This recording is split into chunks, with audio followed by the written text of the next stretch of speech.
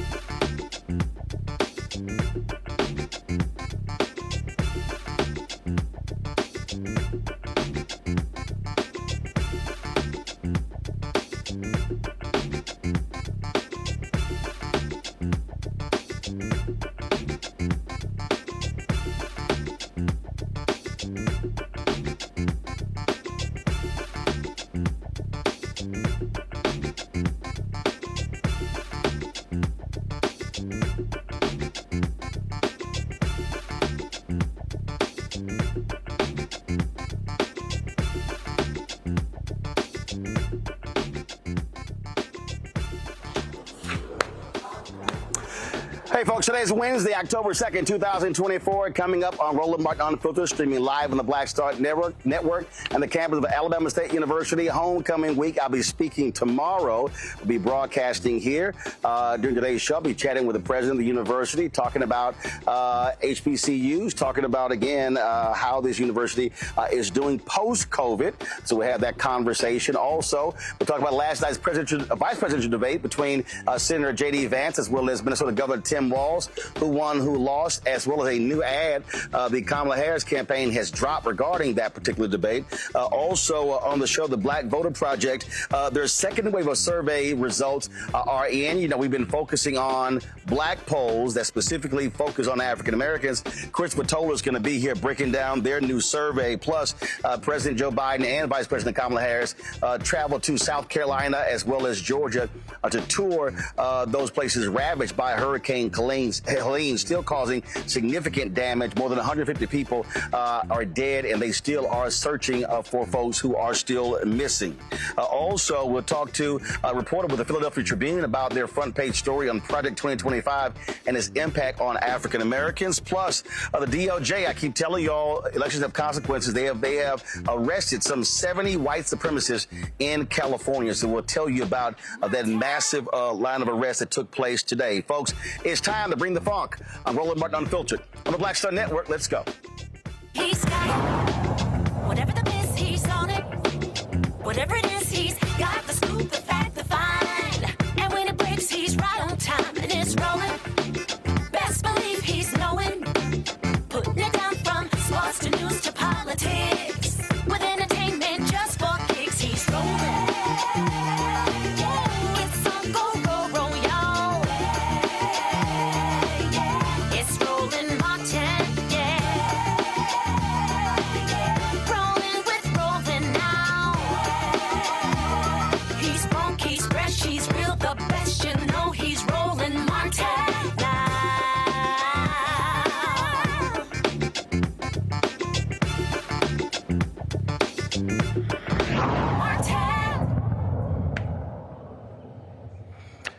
Folks, it was a big night last night, the first and only vice presidential debate between Ohio Senator J.D. Vance as well as Minnesota Governor Tim Walz. Both of them squared off for 90 minutes on the CBS debate. A lot of folks are talking about, of course, the exchange dealing with January 6th. That's been the focus all day. The campaign of Vice President Kamala Harris, they actually dropped an ad immediately after last night's debate. Watch this.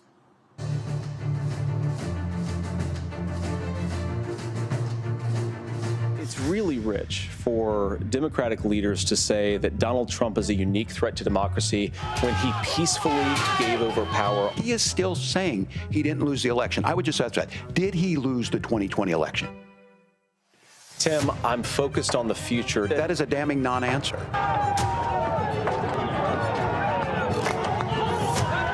America, I think you've got a really clear choice of who's going to honor that democracy and who's going to honor Donald Trump. Folks, joining us right now is Senior Advisor for the campaign, former Mayor of Atlanta, Keisha Lance Bottoms. Always glad to see you. How you doing? Hey, Roland, great to see you too. A lot of folks obviously talking about that exchange, which resulted in that particular ad there, and even some of the networks where they had their undecided voters, they said that that answer, that lack of non-answer from Senator Vance played a role in them deciding they're going to actually vote for Vice President Kamala Harris. Yeah, you know, I mean, that was a very impactful moment and very telling. We are in 2024 and still J.D. Vance and Donald Trump refuse to acknowledge that Donald Trump lost the 2020 election. And I think the biggest takeaway for all of us should be just how far will they go? We saw what happened January 6th in 2021. Trump has doubled down on all of the hateful things that he seems to be very proud of. Even just a few minutes ago, I saw that he's even mocked President Jimmy Carter on his 100th birthday. This is a very vile man who has put a very vile man on the ticket with him. And if our democracy is not protected, then we should all be concerned. Well, it's interesting. Vance took some questions today, and a reporter asked him about that particular answer, and he said, "Hey, he said the media is obsessed with looking back to the 2020 election. I'm looking forward, and I'm going, nope. The dude who picked you to be his running mate is still obsessed with the fact that he lost in 2020." Yeah, and even in Georgia, we have this Georgia elections board that's gone rogue. This elections board's attempting to make sure that in Georgia there's a hand count. Remember, we had millions upon millions of people to vote in Georgia. They're asking for a hand count, which of course will delay the election results. They are looking back at 2020, reopening and opening investigations into the elections of 2020. And even Governor Brian Kemp, Republican Governor Brian Kemp, our Republican Secretary of State, Brad Raffensperger, our Republican Attorney General, Chris Carr, have all said that this is ludicrous and we need to move on. So I greatly appreciate when people put party aside and they look at what a democracy is supposed to be and how it should function. And I think that's what bravery is all about. And it's so unfortunate that J.D. Vance is not brave enough to even stand up and say, let's get past 2020. He lost the election. Let's look forward to 2024. If you can't acknowledge that Donald Trump lost in 2020, it just makes you wonder what will they not acknowledge when we hit this election season that's actually upon us as we speak. New polling data came out showing anywhere from a 3 to 5 point lead in multiple states: Wisconsin, Michigan, Pennsylvania, North Carolina, and also very tight in Georgia. We're going to talk a little bit later with Chris Towler with the Black Voter Project. And one of the things that he says is that the vice president can still build on her black numbers. There still is some softness among young black voters, specifically black men 18 to 35. What is the campaign strategy over the next 33, 34 days to really lock and load on driving those numbers up, especially in critical battleground states? Hey, listen, Roland, I've got young people in my house. I have a 22-year-old who voted for the first time in the 2020 election cycle. I know that Donald Trump has been in his social media feed for the past 4 years. He's now even sending mailers to our home, one, sometimes twice a day. So he's not taking young voters for granted, especially young African-American men. I've checked in with a lot of friends to see if this is happening across the metro Atlanta area. They have told me absolutely that the young men in their households are being targeted with mailers. And I think we all need to take note of that, because we can't sit on the sidelines and take anybody or anything for granted. We know how Vice President Harris has delivered, along with President Biden, for the African-American community. You're at Alabama State, $16 billion given to HBCUs. That's generational changing for HBCUs. Black unemployment at an all-time low. We know that with the child tax credits, the black poverty rate for children was cut in half. Student loan debt forgiveness, insulin caps at $35 a month, and the list goes on. But if we are just talking to ourselves about it, it's all for naught. So I am not taking for granted that my 22-year-old son is going to vote the way that I'm voting, or that he'll even vote at all, because young people have a lot that has really, made them disillusioned with politics. But I think the disinformation and the misinformation that's been fed to them over the past 4 years is really having an impact. So I'm talking to my son and so many other young people, and I know that the campaign is doing the same, about what's at stake and why it matters, and also reminding him and others that sitting out an election is just like voting for Donald Trump. He wants nothing more than for young black men, for young black women to sit at home and not be engaged in this election. Well, I can tell you, I have 9 nieces, 4 nephews, and if any one of them told me that they may not vote, they may not be breathing.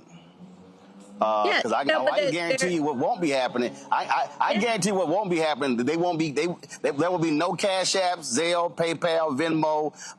Matter of fact, they won't be eaten as Sunday dinner. It's going to be real rough in the Martin family if any one of them say they're not going to vote.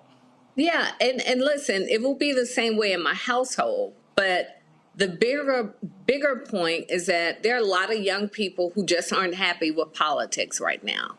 And we can't take them for granted. We can't just assume and threaten them into voting. It should be something that they want to do because it's about their future too. And that's why I said I'm not taking for granted how any young person in my life is going to vote, or even if they will show up to vote. And it's important that we hone in on our messaging, which we have done. I'm very pleased that the campaign has taken this very broad approach to how we are communicating. We aren't just doing it by press release.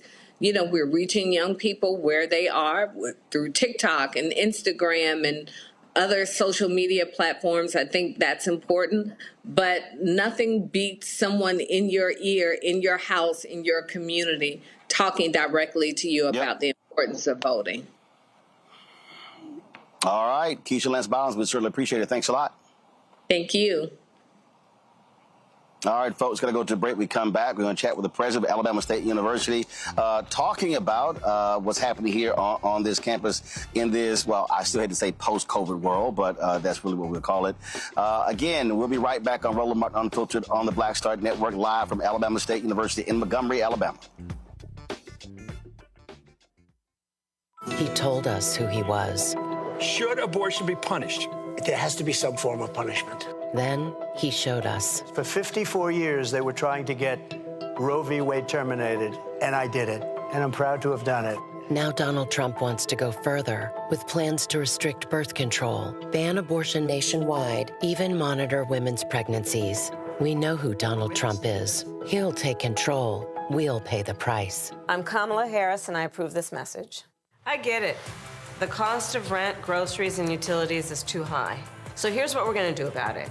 We will lower housing costs by building more homes and crack down on landlords who are charging too much. We will lower your food and grocery bills by going after price gougers who are keeping the cost of everyday goods too high. I'm Kamala Harris, and I approve this message because you work hard for your paycheck. You should get to keep more of it. As president, I'll make that my top priority. In 2016, Donald Trump said he would choose only the best people to work in his White House. Now those people have a warning for America. Trump is not fit to be president again. Here's his vice president. Anyone who puts himself over the Constitution should never be president of the United States. It should come as no surprise that I will not be endorsing Donald Trump this year. His defense secretary. Do you think Trump can be trusted with the nation's secrets ever again? No. I mean, it's just irresponsible action that places our service members at risk, places our nation's security at risk. His national security advisor. Donald Trump will cause a lot of damage. The only thing he cares about is Donald Trump. And the nation's highest-ranking military officer. We don't take an oath to a king or a queen or to a tyrant or a dictator.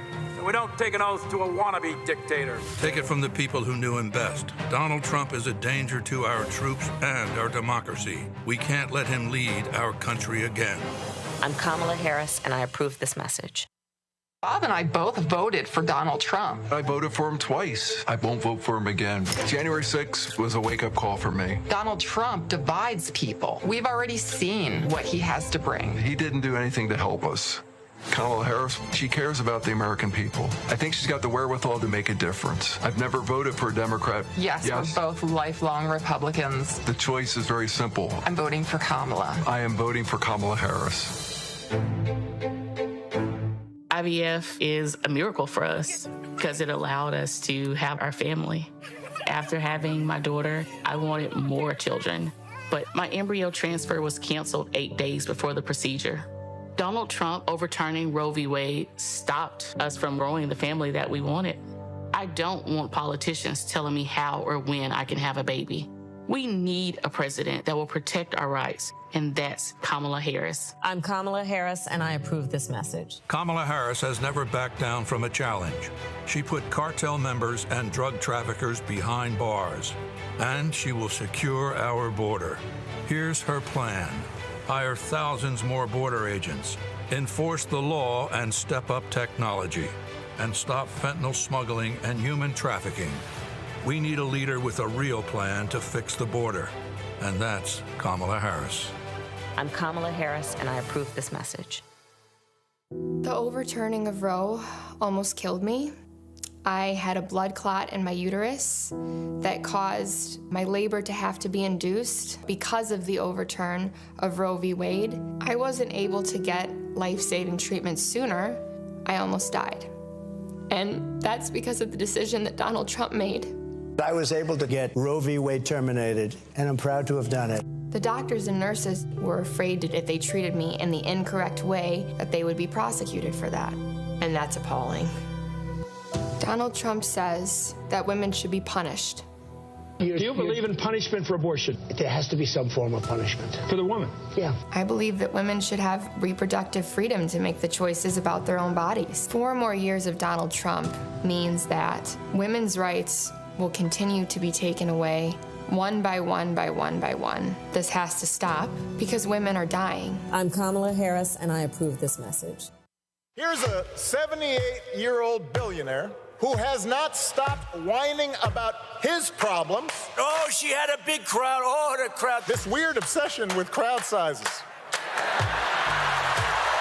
just goes on and on and on.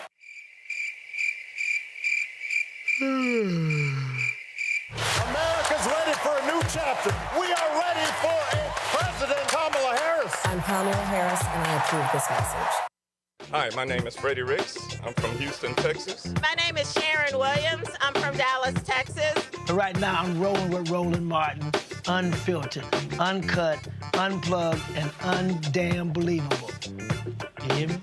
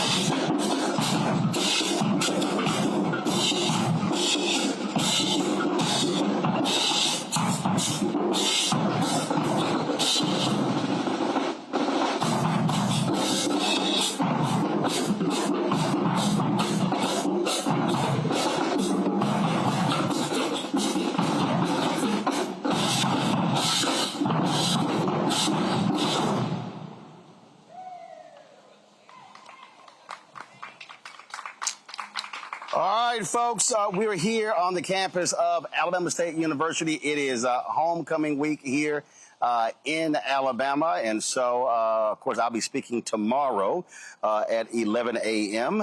Talking about this election, voting, and how critically important that is. And so glad to be here.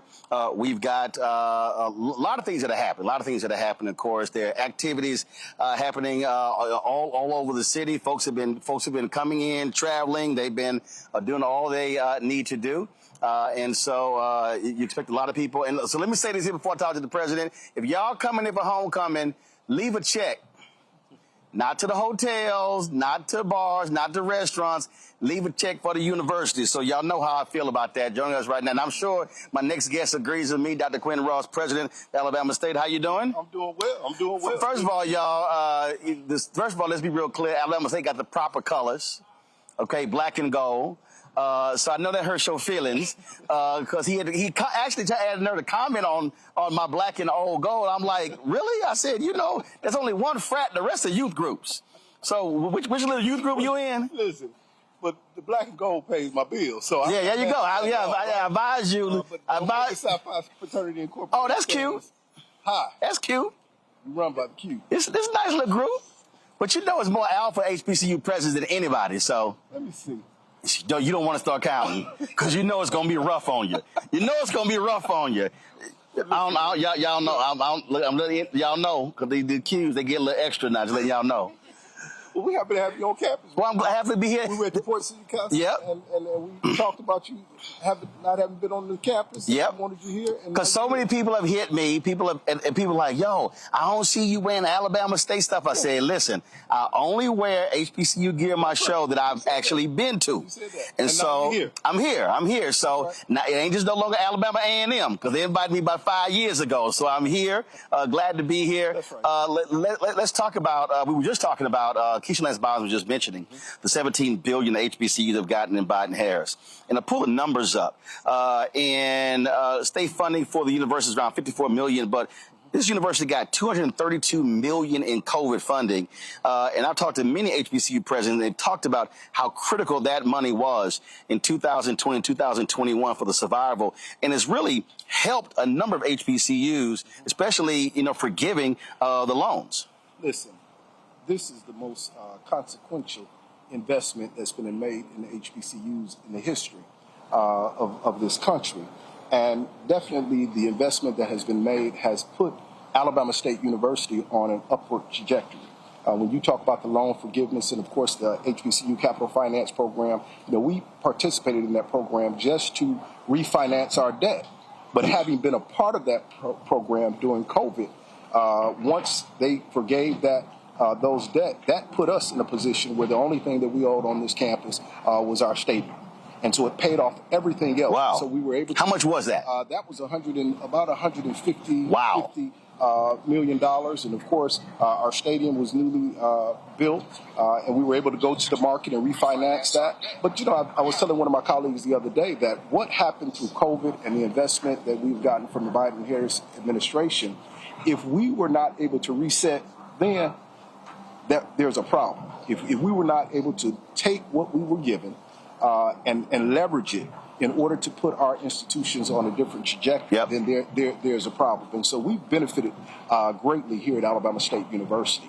When you talk about, again, that refinancing of the debt, those are nuances a lot of people don't really understand when they look at the money. I mean, it was you were talking about between the American Rescue Plan and the several others, it was about $6.5 billion. But then when you start talking about Pell Grants, talking about things along those lines, we're talking a significant amount of money. There were even some HBCUs that actually gave students money. Yes, and we were one of them. Okay. We were able to give our students money through the COVID Relief Fund, but also we did not have to lay one employee off here at Alabama State University. And of course, we had done some things previously to kind of tighten our belt straps where we would have been in a position whether we got the COVID money or not.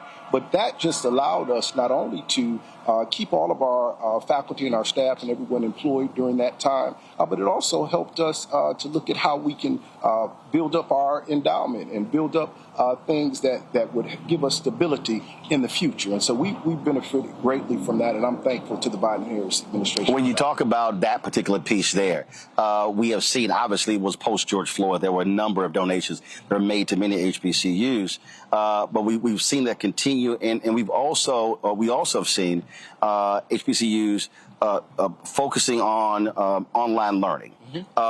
Because COVID forced folk to have to go to online. What did y'all do here, and how have you been able to take advantage of that? Because there are students who say, hey, I would love to go to university, but for any number of reasons I can't afford to, but online still allows them to be a part of the university. Exactly. And of course, as you stated, it pushed us there quickly.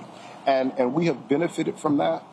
Expanding our enrollment, as well as we have our student leadership here, our SGA, as well as our let's say, ASU and Royal Court. Some of them may even be taking online courses now while they're here, right, in order to expand and give some breadth to their course load. But it was a necessary, and working with organizations like the Thurgood Marshall College Fund, which of course represents public institutions, and UNCF, as well, that represents private, and together this transformation project that many of our institutions are participating in, helping us kind of reboot and stabilize in all aspects of the university, from enrollment management to your advancement office. And so these are the type of things that we were able to benefit from not only the COVID relief, but for individuals understanding the importance of HBCUs. And so we have benefited greatly here at Alabama State University. We also have talked to other presidents, and when the Supreme Court made their decision with regards to affirmative action, people talked about, oh, this could be a boon to HBCUs.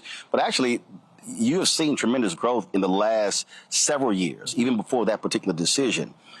With that growth comes growing pains. That's correct. Tennessee State, Florida A&M, Texas Southern University, dealing with housing, things along those lines. Have you experienced any of that? And how are you managing that increase in enrollment? How are you managing, okay, you need your facilities to keep up with folks who are trying to come? No, listen, and here at Alabama State University, we believe in strategic measured growth. And of course, through our Vice President of Student Affairs and Enrollment Management, we have to hit those markers, understanding how many people we can house on campus. So what's your enrollment right now? Of course, our enrollment right now is about 4,053 students. 4,053, but what's... We can only house about 2,100. Of course, we have, a waiting list of individuals, because most individuals that come into college now want to live on campus. Right. But we've been blessed. Again, I'm going back to repositioning ourselves financially. Our Board of Trustees just here a month ago in Florida at the Orange Blossom Classic approved for us to go back to the HBCU Capital Finance Program. We will be building 2 new student residence facilities here on Alabama State. And that'll add, what's the capacity? That'll be 518 new beds. So it takes you up to 2,500. Exactly. And we don't go back with the traditional dormitories. We're going more to the apartment living. Right. And it's going to change the appearance of the community. So we're excited about that. Again, positioning ourselves fiscally with things that we've been blessed with through not only the Biden and Harris administration, but through the COVID relief. And so we're positioning ourselves well to be able to deal with any. So your enrollment is a little over 4,000, but what is your capacity? The capacity, well, when you talk about the capacity is based on what we can house on campus. Right. So the capacity is going to be like 2,100, 2,200 in terms of living on campus. Right. But of course, now when you talked about online, that's a whole different world. Right. But to have individuals that live on this campus every day, it's going to be about 2,100 right now. But we're going to take that up to about 2,600. So are you now in terms of going beyond the campus, are you seeing, and I know some folks who are having these conversations, are you seeing off-campus development as a result of this? And so there are investors out there who recognize what is happening. They recognize that universities can't necessarily just keep building dormitories, because the last thing you want to do is then have overcapacity and then not have those rooms filled up, and you still paying on those bonds or paying off that particular debt. And so are you seeing in this community investment around the university? Well, we're seeing that investment, but then we've been taking an active role in that investment, too, because we want to control what's around the institution. So we've been buying property up around the institution, for our future growth. Okay. Now, in terms of the scenario you gave in terms of building extra houses and not filling it. The beauty of Alabama State University is that we own all our housing. So when we build new housing, right, if we just had to fill that, we would still be able to make a note, right? So, but I think the idea is to not overbuild, to make sure that you can, meet the capacity that you have. And so that strategic measured growth, that's the direction that we're moving in, and we're super excited about it. So hopefully fall of 2026, we will open those new student residents. Let's talk about relationships in terms of corporate relationships that specifically relate to your students. What is happening there in terms of aligning with businesses, aligning with industries that are looking to recruit? What are you doing in that area? Because that's also one of the things that I talked to different corporate leaders. Many didn't even understand the talent pool, didn't even understand where most of your black doctors and lawyers were coming from. And so are you seeing a pickup in that area? Oh, extremely. Listen, we are extremely excited about the opportunities that we have in terms of forming partnerships. And my team, the entire campus, knows that I'm big on partnership. Having served 15 years in the Alabama State Legislature and the State Senate, partnerships is where it is in order for us to continue to grow, not only for Alabama State, but for the surrounding community. And so one point in case, we were one of the first HBCUs, if not the first, to go to a brokerage house on Wall Street to take our endowment there. So we moved our endowment to Newburgh and Berman out of New York, which is a self-employed organization, over $464 billion worth of assets across the world. They have our endowment, and I tell you, what's that endowment? That endowment now is probably in upwards of about $150 million, right? But we started out when we gave them our money in December. Since December, we have accumulated, particularly dealing in the private equities, over $20 million, right? And that proposition is not a proposition that all of our institutions get because of the way that we're investing. But they have not only, because when I talked to them, I was concerned, I want you to give, you can give us a check. Yes, you can manage our money, but what kind of benefit do you give to my students, right? So point in case, we had our first intern, Ms. Kaylee Dunn, to intern at Newburgh Berman in New York on Wall Street. She did so well. They'll be coming back, and we'll probably have another 5 students that will be able to get that opportunity, dealing in areas that they never thought they would ever get the opportunity. And so that's what we're about, the partnerships. It's about the check. It's about the money. But really, what kind of opportunities can you give to our students for student success? And so that's just one example of many.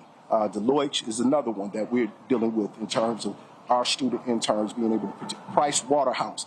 All of those companies are investing in coming to see our students and what they have to offer. And to your point, they just didn't understand what kind of pipeline they had. But here at Alabama State University, where history is made, we show them over and over again the quality and excellence that we have right here on 915 South Jackson Street. Now, one of the things that it is still being talked about, this whole NCAA settlement, when it comes to the lawsuit, paying players, that's going to have an impact on SWAC schools and others. And other conferences are like, hey, wait a minute, hold up. Y'all can't be screwing us over. What are those conversations being like when you're trying to get them to understand that, hey, Power 5 schools are making all this money? How are you going to have the other conferences having to foot a lot of these bills? Yeah, well, listen, we're fortunate to have Dr. Charles McClellan, who is the commissioner for the SWAC, and I can tell you that the SWAC is alive and well. I'm fortunate to serve as the chair of the SWAC commission. I also am fortunate enough to be on the NCAA board of directors. Matter of fact, I got off a call today talking about the House settlement. And of course, there's going to be some impact to our HBCUs, but I think we have to be creative. For point in case, our Vice President of Intercollegiate Sports and Athletic Director, Dr. Jason Cable, when he came on board, when we were dealing with the NIL, basically he came up with the cost of attendance scholarship as well as the academic scholarship, right? And so the whole thing with cost of attendance, if all of you are showing up, everybody gets something, right? So you don't have that kind of divisiveness going on. And then if you're doing well in your academics, you get a little more. So then someone who comes on and gets a big NIL deal, right? He's going to get that but everybody else is getting something as well. So we've just been strategic in that space, but we have been most vocal on Capitol Hill about what it would do to us if we had to pay for play, if we had to treat our athletes as employees. And a matter of fact, Mr. Charlie Baker on a call, who's the president of the NC2A, basically talked about how HBCUs have led the way in terms of getting people to understand how any type of settlement other than house would cause so much distress to underserved institutions. So we're on the forefront, and it's just good to have a seat at the table in order to be able to voice your concerns. And I can tell you that when the SWAC speaks, people listen. When the MEAC is participating. So all of our organizations basically are making an impact on how all of this will shape out with the NC2A. Last question. How are you also trying to temper the desire of alumni to want to compete with Power 5 schools? What I mean by that is it's an arms race in many of these schools. I mean, the amount of money they're spending. And I've talked to other presidents who said, look, we understand the glory days of the past when this is the only place black athletes could go. But they've said, my focus is to make sure we're graduating students, that they're going out into the field, these non-athletic fields, because once you start trying to play in an athletic arena, you could be spending a whole lot of money, and then what is going to be the return on that investment? Yes. Well, listen, we have 18 collegiate sports here on campus, and football and basketball, of course, are the major drivers. But when you talk about an institution that focuses in on academics and excellence, when you have almost 300 athletes who have a 3.0 GPA or greater and who are graduating every year, that shows and demonstrates that we want you here to play sports, but our most important mission is to get you across that stage so you can go out into the world. And so having a football coach that graduated from Alabama State University, and Coach Eddie Robinson with a 3.8 GPA chemistry, he was all academic, he understands. Our vice president of intercollegiate sports, he's an academician. And so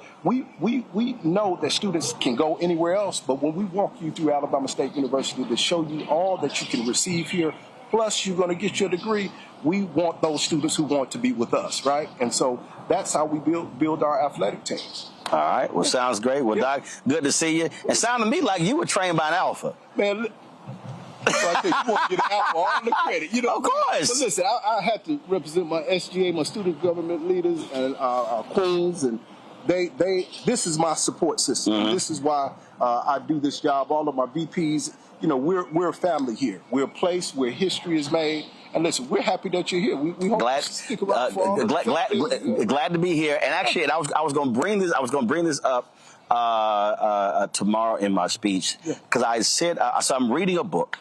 And I saw the Rosa Parks statue, and I text Mayor Stephen Reed and I asked him this here.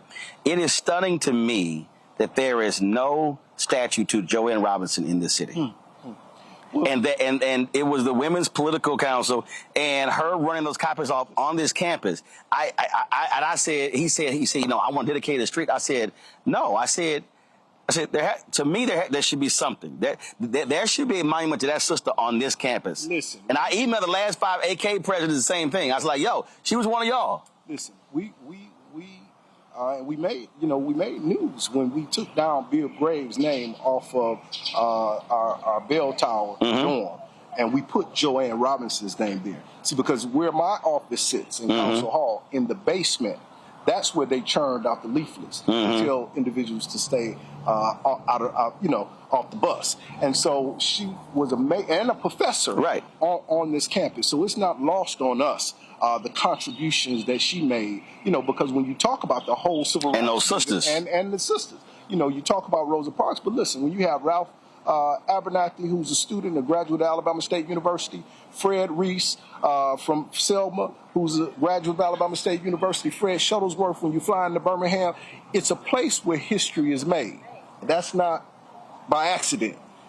9 freed slaves founded Alabama State University with $500, and it has become a global university, but it's a place where history is made, and our history shows over and over again. And listen, when you talk about voting rights, we have been on the front line of voting rights. I ran for the Alabama State Senate 4 times, and 4 times this campus elected me to the Alabama State Senate. That's the power of student voices. That's the power of the vote. So anyway, listen, I can start preaching about Alabama State University, but we're excited that you're here. Well, glad to be here. Thank you so much for your show, and thank you for your forum. I appreciate it. Thank you so very much. All right, thanks so much. Folks, got to go to a break. We come back. We'll chat with our panel. Lots more to talk about when it comes to politics, when it comes to news, especially the big DOJ arrest today, and also the sister, the federal judge out of D.C. Unsealed Jack Smith's 150-page motion against Trump.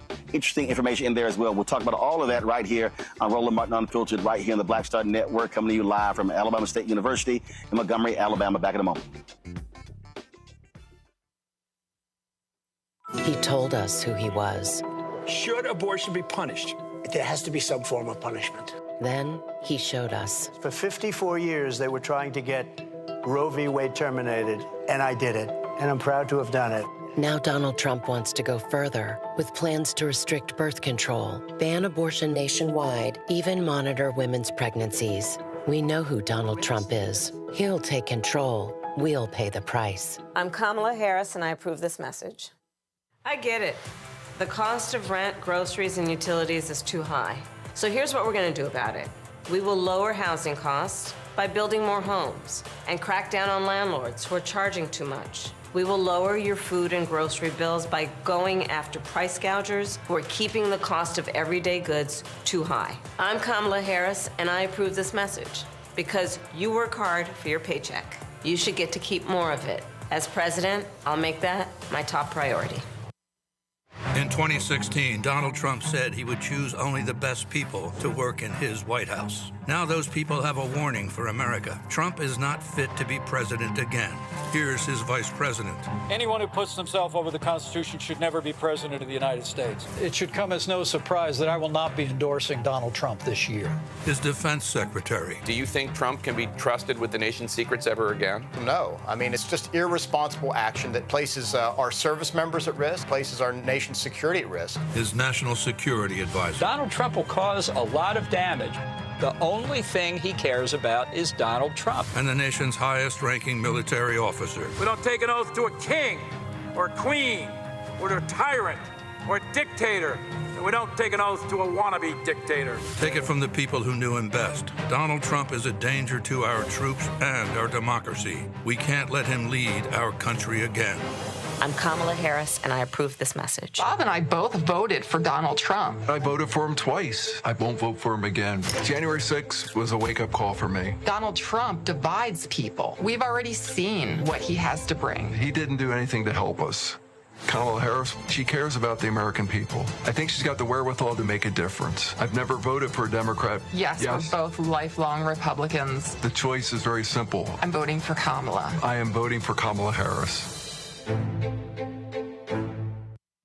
IVF is a miracle for us because it allowed us to have our family.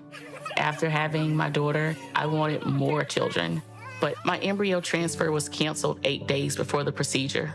Donald Trump overturning Roe v. Wade stopped us from growing the family that we wanted. I don't want politicians telling me how or when I can have a baby. We need a president that will protect our rights, and that's Kamala Harris. I'm Kamala Harris, and I approve this message. Kamala Harris has never backed down from a challenge. She put cartel members and drug traffickers behind bars, and she will secure our border. Here's her plan. Hire thousands more border agents, enforce the law and step up technology, and stop fentanyl smuggling and human trafficking. We need a leader with a real plan to fix the border, and that's Kamala Harris. I'm Kamala Harris, and I approve this message. Here's a 78-year-old billionaire who has not stopped whining about his problems. Oh, she had a big crowd. Oh, the crowd. This weird obsession with crowd sizes. It just goes on and on and on.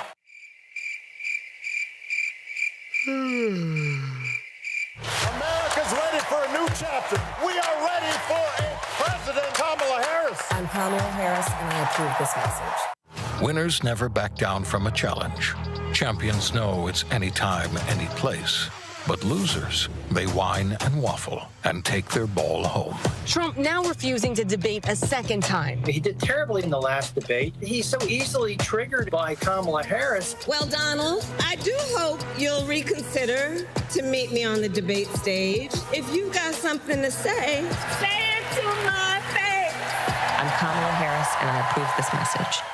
When you talk about blackness and what happens in black culture, we're about covering these things that matter to us, speaking to our issues and concerns. This is a genuine people-powered movement. There's a lot of stuff that we're not getting. You get it, and you spread the word. We wish to plead our own cause. Too long have others spoken for us. We cannot tell our own story if we can't pay for it. This is about covering us. Invest in black-owned media. Your dollars matter.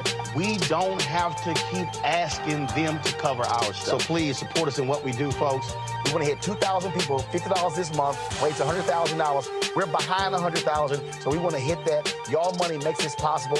Checks and money orders go to P.O. Box 57196, Washington, D.C. 20037-0196. The Cash App is $RM Unfiltered. PayPal is R Martin Unfiltered.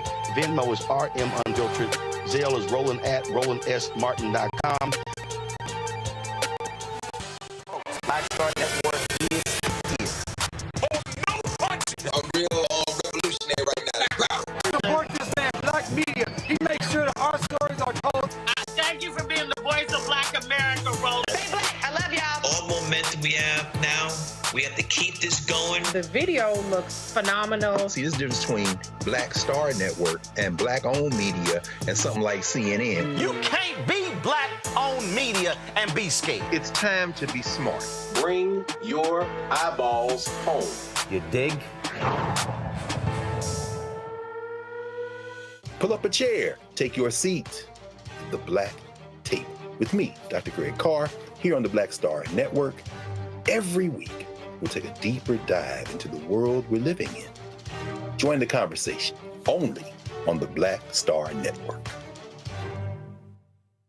Hi, I'm Dr. Jackie Hood Martin, and I have a question for you. Ever feel as if your life is teetering and the weight and pressure of the world is consistently on your shoulders? Well, let me tell you, living a balanced life isn't easy. Join me each Tuesday on Black Star Network for a Balanced Life with Dr. Jackie.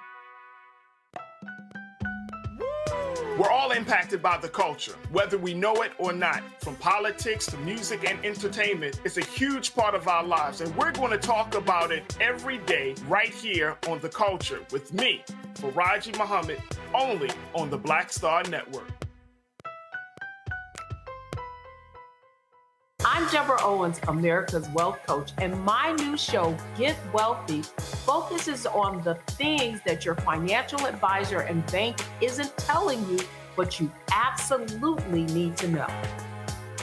So watch Get Wealthy on the Black Star Network. What's good, y'all? This is Doug E. Fresh, and you're watching my brother Roland Martin Unfiltered as we go a little something like this. Hit it. It's real.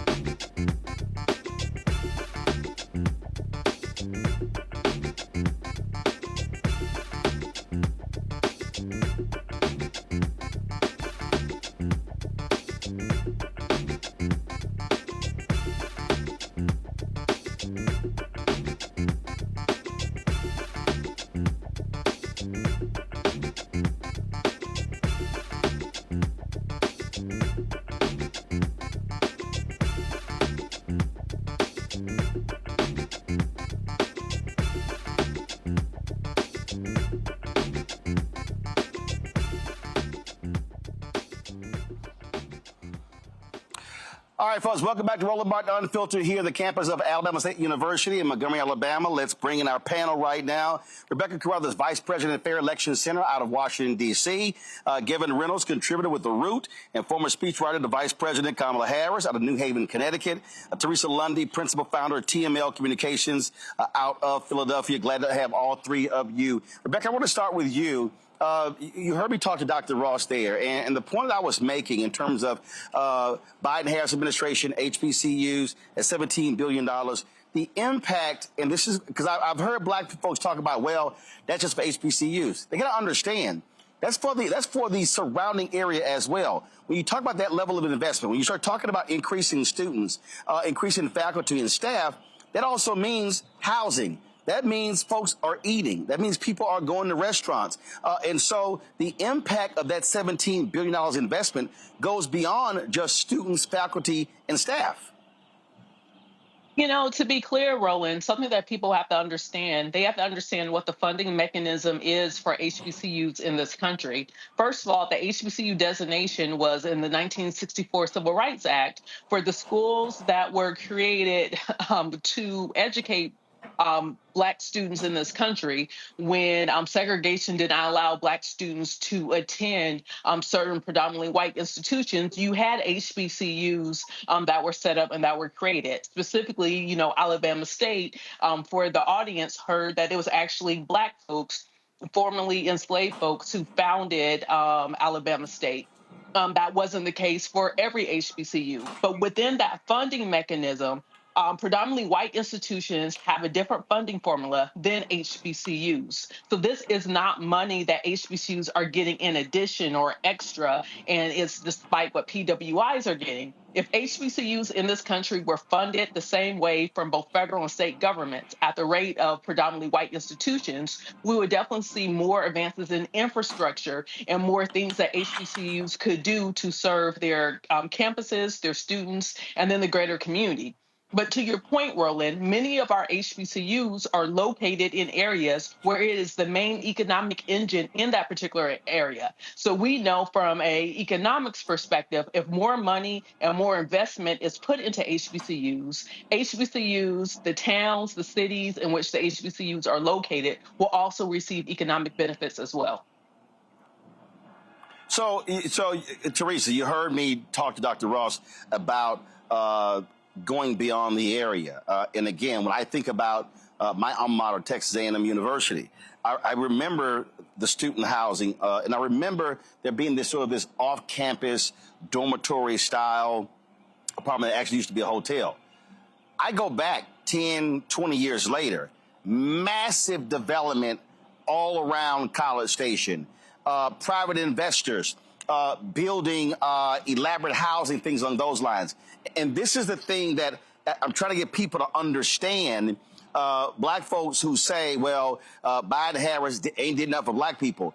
When you start talking about a university like Alabama State able to get rid of that debt, and what did he say? Now begin to acquire land. They now can start negotiating deals with potential black developers about building businesses, building additional housing that they actually have an equity stake in. And so I think a lot of people are just too narrow in their thinking when they say, oh, yeah, sure, you know, they invested in HBCUs, but what else have they done? This is called institution building. And when you're able to invest in institutions like HBCUs, like black-owned businesses, black banks, all of a sudden you're dealing with the pillars of a community. You're absolutely right. If more institutions and federal and state funding goes to other HBCU schools across the country, people will be in better position. PWIs have been getting this funding, investments, and clear investments over time. That's what makes them the upper echelon type of institutions, and that what makes it, one of those schools that you only admire to go to if you are privileged to know about them.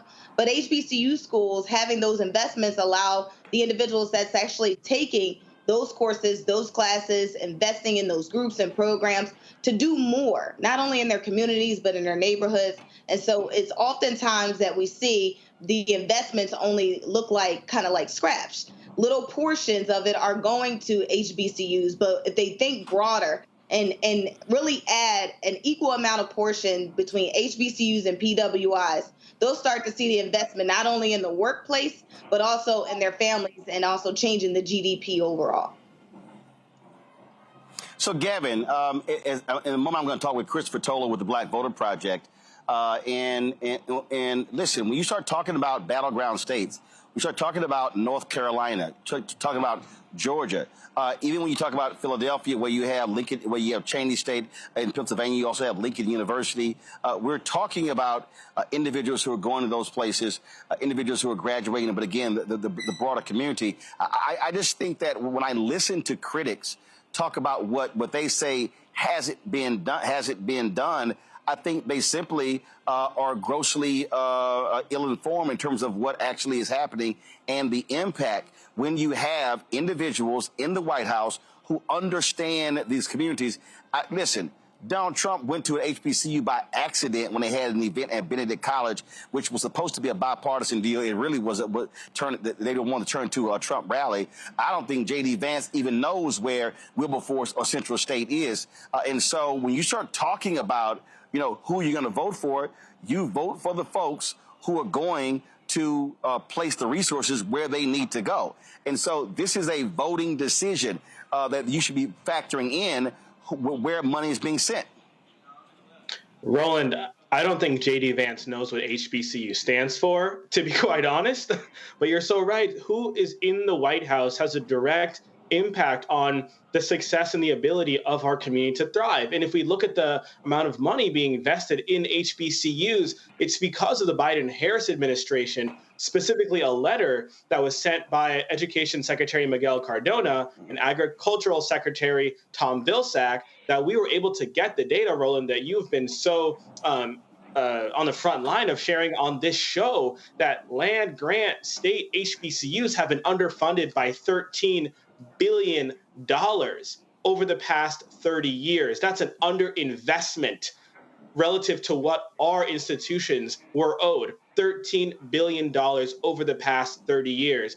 And we wouldn't have the data to back that up unless the Biden-Harris administration actually took that seriously. So I think you're right. To all of those young people, especially we talked a minute ago, and we're going to talk a little bit later in the program about how some young Black voters might be feeling a little checked out right now, or feeling a little bit wary of what the Democratic Party and its leaders, whether Joe Biden, Kamala Harris, or whoever, is actually doing for them.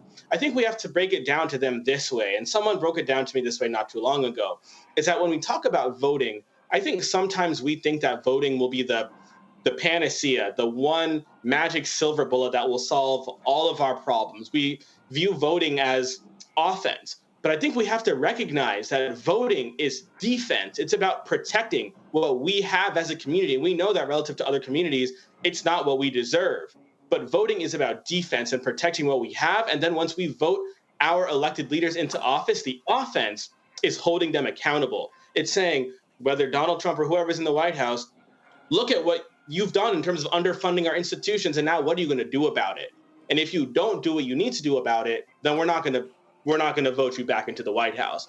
And so I think you're absolutely right. To all of those young people out there listening, whether you go to an HBCU or not, recognize that this has been cycles of underinvestment, cycles that the Biden-Harris administration has pumped the brakes on and says, this is an issue, and we're going to do something about it. And only one of the two leaders that are running for president right now, I believe, is actually serious about doing it. Hint, hint, maybe it's the one who actually went to an HBCU. I'm going to bring in Chris Towler. He's the Black Voter Project Director, also co-founder of Black Insights Research, joining us from Sacramento. Chris, glad to have you here. Before we get into y'all survey, just want you to speak on what we're talking about here, because I keep talking about what has to happen, and not just from a campaign point of view, but whether it's in their ads and also how do you use voices out there. You have to connect the dots. A lot of people don't live in the minutia of politics. They just don't. So I think it's critically important to connect those dots, to get people to understand, yeah, when you vote for this person, it impacts this, it impacts this, it impacts this. And then if the other person wins, we can show you what doesn't happen. And I think, listen, we've got less than 40 days before Election Day. And I've been saying it was originally Biden-Harris, now Harris-Walz, should have been doing this, what I call education, enlightenment, beginning in January. Now you're really at that particular point where you got to be hyper-focused on this, because doing what we're talking about can drive turnout. Yeah, just to chime in here, I appreciate you having me back. The research that I've been doing for the last probably 7 or 8 years now suggests just what was said by one of your panelists, that voting, especially for young people, young Black people, has to be perceived as just as much defensive as offensive. Because for the Black community, as we know, the sort of policy responses, the policy feedback is not always as apparent and clear, and those dots, as you said, are not always easy to connect. And so the best messages that I have seen in my research that I would like to see from the campaign in these last 40-some days are really defensive messages, showing that if Trump gets another shot at the White House, if Republicans take control of Congress, along with the Supreme Court, it could be really, really bad in very specific ways for the Black community. I think messages around voting, vote suppression, messages around policing, the possibility of expanded police immunity. And then my research has also suggested that messages around abortion and connecting the fight for abortion rights to fights for larger rights abroad and other rights that the Black community has fought for generations now can be really, really effective, especially with sort of younger, unlikely Black voters, trying to get them out into the fold. And so, as you said, time is really of the essence here. And so there has to be just as much of a message here that you're voting to protect things just as much as trying to change things for the future. So let's talk about your new survey. What does it show? So within this survey, we were lucky enough to collect a second wave of the data we collected back in April. This time around, we ended up with over 1,600 responses, almost 1,200 of which were recontact interviews, which means we talked to the exact same people that we talked to months prior. Just to talk about some of the notes, some of the specific findings, we saw a dramatic jump in both favorability and Black vote share. Switching from Biden to Harris, favorability jumped 19 points. We saw great shifts in both support from Black men and Black women. But then noticeably, favorability and vote share also jumped tremendously amongst those who were lower educated, so didn't have a high school education, those who identified as independent, and, as I mentioned before, those who had strong views on abortion, namely opposition to Dobbs. We also saw even the slim support for Trump that we saw back in April, around 13, 14%, drop to even around 12, 11% for likely voters. So, you know, this notion that Trump is getting any sense of Black support, which I already thought was kind of BS going back to April, is completely gone now with Harris at the top of the ticket. Another interesting finding is that we saw a shift generally in how Black people view the Democratic Party. When asked in April how welcoming the Democratic Party is to Black people, 28% saw the party as very welcoming. That jumped up to 36% now, and even higher, 38% of Black people in swing states feel like the Democratic Party is extremely welcoming to Black people. So just having Harris at the top of the ticket also changed views of the party itself. And then Black views of Biden also improved across the board. So favorability, the job he's doing as president, all of those things, Black people are viewing him far more favorable now that he's remained as president, but not necessarily the ticket, the top of the ticket.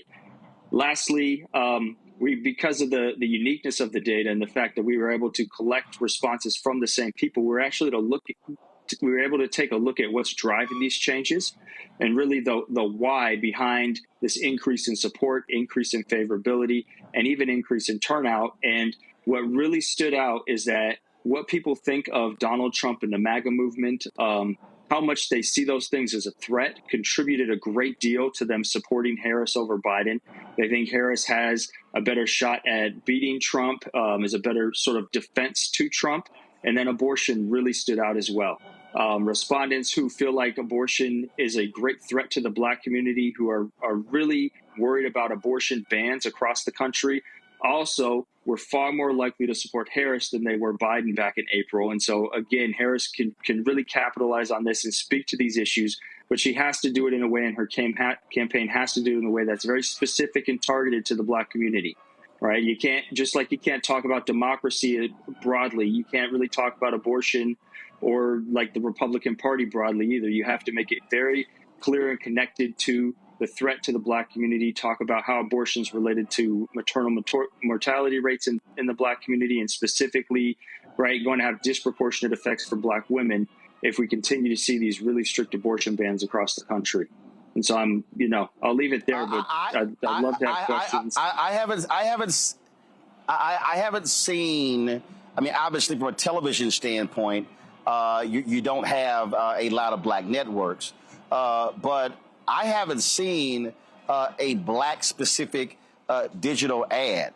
Are you? Let's talk about radio. Are you hearing? Different ads that are very specific on Black radio coming from the campaign?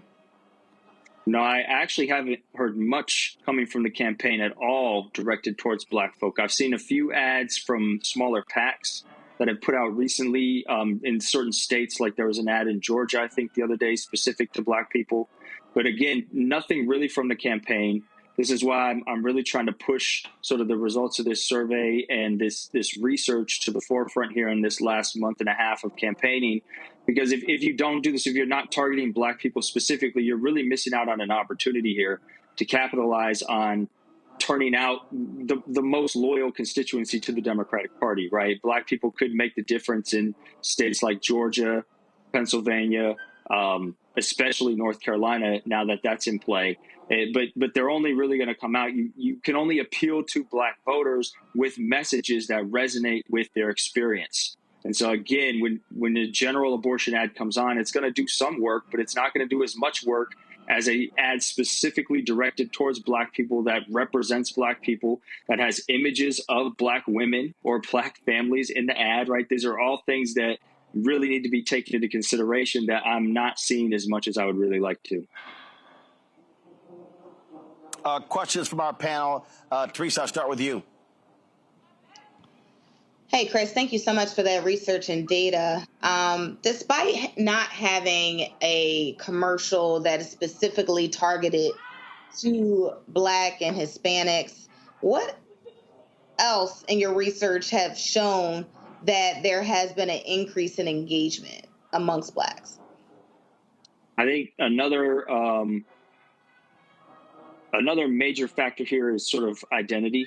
And one of the main differences between Black people who supported Biden and those who support Harris is the strength in Black identity, where those who have a really high sense of their self-identity, their racial identity, had a dramatic increase in their support for Harris over Biden over when that switch was made during the two waves of the survey. And so, again, I think there's an opportunity here for Harris to use her identity, but it seems like that's something that, similar to the Obama playbook, she's not necessarily wanting to lean heavily into, especially, with all the controversy around her identity early on as she entered the campaign as the nominee. And so there is opportunities there. We know that there are research suggests there's elements of empowerment that could come into play, where you have Black voters and the Black community looking towards Black representatives for special or different kind of representation than they might normally get, creating bonds of trust, increasing engagement in people's wanting to participate and learn about politics.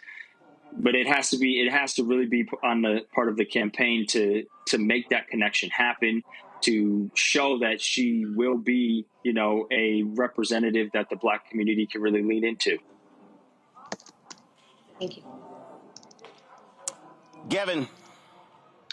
Chris, thank you. It's great to hear your insights. I have two questions. They're related. One, so I saw a recent NAACP poll. I can't remember who they did the poll in conjunction with, but it was kind of suspect. It showed that 26% of Black men under 50 are supporting Trump. I think the numbers are a bit outdated. They acknowledge that the survey was conducted like prior to the DNC, so I'm guessing maybe sometime in late July. But I'm still curious what you make of that finding and how you sort of square it with the data that you all have collected. And then the second part to my question, relatedly, is how do we thread the needle between beating back some of the false narratives about Black men flocking to Trump, while at the same time making clear that we know, to use the VP's words, that Black men aren't in anybody's pockets? Yeah, I think that the results from the survey you just mentioned do somewhat comport with the findings from the Black Voter Project data. Overall, Black men do support Trump at higher rates than Black women. Back in April, that number was around 20%. It dropped to about 17% with Harris on the ticket, so a slight decline in Trump support among Black men, but it is significantly higher than Black women. There's, a lot of different sort of anecdotal reasons as to why that might be, having to do with sort of patriarchy and understanding of Trump is maybe a business leader, these things that, again, have been floated out there as GOP talking points for years now, some of which might be paying off. Also, though, I think that it's important to understand that when looking at these numbers, especially among younger Black men, they are a bit inflated in the survey world, because unless you're looking particularly at sort of this likely voter sample, you're going to get a lot of people in there suggesting that they support Trump who aren't actual voters, who haven't voted in a while. My data suggests that a good portion of the Black Trump support is coming from people who didn't vote in 2020 or in 2016, so they didn't vote for him before, but they still sort of, when asked these questions on the survey, tend to pick Trump over the other candidate. And so I think that comes into play here as well. So when talking about threading the needle, it's going to be sort of a really tight rope to walk here to make sure that you're not putting too much into this, trying to figure out why Black men are, supporting Trump more than Black women, as a good portion of them are not actual likely voters and really engaged in politics that much. I will say this, though. When you look at the historical numbers of Black men supporting just GOP or Republican candidates in general, this isn't out of the ordinary, right? Black men have always had higher support for the Republican Party and Republican candidates than Black women. It's not really specific to Trump, even though we might be seeing like a 1 or 2% uptick than the historical average, but we always see around sort of that 15, 16, 17% number among Black men, much higher than Black women, regardless of who the Republican nominee is. Rebecca. Hey, Chris, it's good to see you tonight. So I've heard anecdotes from different Black men in regards to trusted messengers. And some of the pushback that I've heard is, why is the Democratic Party thinking that rappers or male entertainers or celebrities are the best, surrogates to talk to Black men, to talk about voting and voting issues? So my question is, in your research, have you researched the top trusted messengers for political news for Black men? Like, who do they want to hear from? I think, a lot of Black men in particular want to hear from people from the community, but not necessarily these celebrities, unless the celebrities have a still real firm attachment to the community and an ability to relate to the people either through their life or through their music that, isn't normal, right? Most celebrities are seen as being highly removed from the Black community altogether.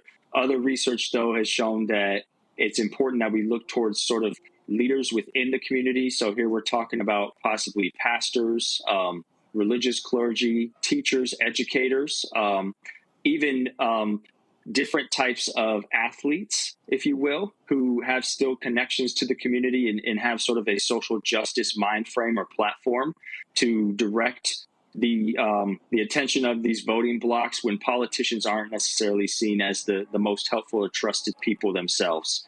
And so there are ways to look beyond sort of the political world to engage the Black community. But again, there's a fine line to walk here between looking towards someone to spread this message who's going to be a reliable messenger who people relate to and see a shared struggle with, versus a celebrity who's seen as wildly removed from the community altogether and doesn't have much attachment to the people that they're talking to. Chris, one of the things that, look, I'm just of the position. First of all, I agree with you. A lot of this stuff is significantly being overblown when it comes to black men. I think about when Stacey Abrams was running in Georgia. Then we saw the exit polling data, and it was like, okay, it was not far off. But the point that I continue to make is that this deals with black men and also black women. Again, the further you get away from the civil rights movement, you're dealing with African Americans who no longer self-identify with a party, which means you have to actually work harder, spend more time talking with them, more time communicating with them, and you have to spend more money trying to reach them because the old methods simply don't work. You don't have the old NAACP infrastructure. You don't. It's not there. You don't actually have the same church infrastructure. It's not there as well. You also have to contend with, in 2024, people who are getting their information. It used to be black radio, Tom Joyner, things along those lines. Now it's Instagram, TikTok. So I just still think from a campaign standpoint, from these white Democratic strategists, they don't understand that the black voter in 2024, young or older, is totally different than 2014, than 2004, than 1994. And so you have to recognize how to communicate with them in a totally different way to maximize their numbers. Yeah, I 100% agree. I think the data backs that up too. When you look at the groups that shifted the most from moving from Biden to Harris at the ticket, independence was one of those groups, right? And I think that the Democratic Party can really lean into sort of this Harris candidacy as a way to signal we're still here for the black community. We want to represent the black community, and black representation is going to be a priority for the Democratic Party moving forward, right? We see that in the data as independents shifted greatly towards Harris, as they did not for Biden when it came to both favorability and vote share. And we saw that when it comes to how welcoming black people see the Democratic Party. They see the Democratic Party as, significantly more welcoming with Harris at the top of the ticket. And so, as you mentioned, the party's going to have to do more and do new and extra things to appeal to the black community than it did before, as these new voters are more independent, younger voters are more skeptical of politics in general and more weary of politicians. And again, that goes back to what I say, how you have to educate the voters, which means that you have to have a longer runway. You cannot wait till September and October to begin to have these conversations. You have to be engaging in these conversations much earlier. And I say 6 months earlier. I'm going to say it right now. If you're Democrats and you're talking about the midterm elections in 2026, do you know when you begin? The day after the inauguration, where you begin to talk about and have the communication with people. Because, again, what you're seeing is, and you're seeing it in the data, the number of people who say, I don't know what they accomplished, I don't know what they did, that goes to the inability to communicate and message that constantly and repetitively, and going to black sources to also do that. Yeah, and in this social media age, as you mentioned, those types of conversations happen less and less. And so when we do focus group work and we actually talk to black people in the community, voters and non-voters, it's exactly as you said. They're far more likely to recognize what Trump will do to harm them than they will to recognize what the Democratic Party, Biden or Harris, has done or will do to help them. Because those are much longer conversations. They're much harder to have, but they take a lot of work and effort. But those are the conversations that will build trust, that will bring up efficacy and confidence in the party and in our political institutions in the long run. And so if we do want to see consistently high black turnout, consistently high black voter knowledge and interest in elections, we have to build those bridges. And it takes years and years of work, right? We saw some of that started during the Obama era, but Trump's presidency essentially wiped a lot of that progress out when it came to sort of black interest in politics and black people feeling like they had an opportunity to be a part of the political system and have their voices heard. Last question I have for you. A new round of polls dropped out showing Harris with 1 to 3 point lead. One place was 5 point in Arizona, North Carolina, Wisconsin, Michigan, Pennsylvania. I've been looking at your tweets over the past week, and you've been laying out that if they want to build upon those numbers, especially in Michigan, Pennsylvania, Wisconsin, you're talking Milwaukee, but also North Carolina, it really means leaning in on, as you said earlier, the people who are likely going to vote for you. You can keep trying. Look, I get, because the Republicans against Trump or the Republicans for Kamala, they just dropped a new ad. I totally get appealing to them. I totally get the Nikki Haley people who are endorsing Vice President Kamala Harris. But when you're inside of 40 days, your focus has to be on low-hanging fruit. Who is likely going to be on my side? And in those key places, the margin of 5, 7, 8, 10, 15,000 voters, that's black. That's exactly right. And, you know, when you have 80, 90% of black voters in some of these states, right, you look at some of these recent polls of Georgia and North Carolina, black support for Harris is at 85%, 92% in a recent poll in North Carolina. That's the group you want to target. You turn out 100 voters, 92 of them are voting for you, right? You just got to get people out off their couch to the polls rather than spending money taking chances as to a 50-50 shot if you get someone to the polls or you change someone's mind, right? And so the investment here, the smart money goes on mobilizing black voters from here on out. All right, Chris Towler, we so appreciate it. Hey, if somebody wants to go in depth, y'all research, where do they go? Yeah, blackvoterproject.com or blackinsightsresearch.com. Both the websites include analysis and results from the data, as well as top lines from this most recent wave.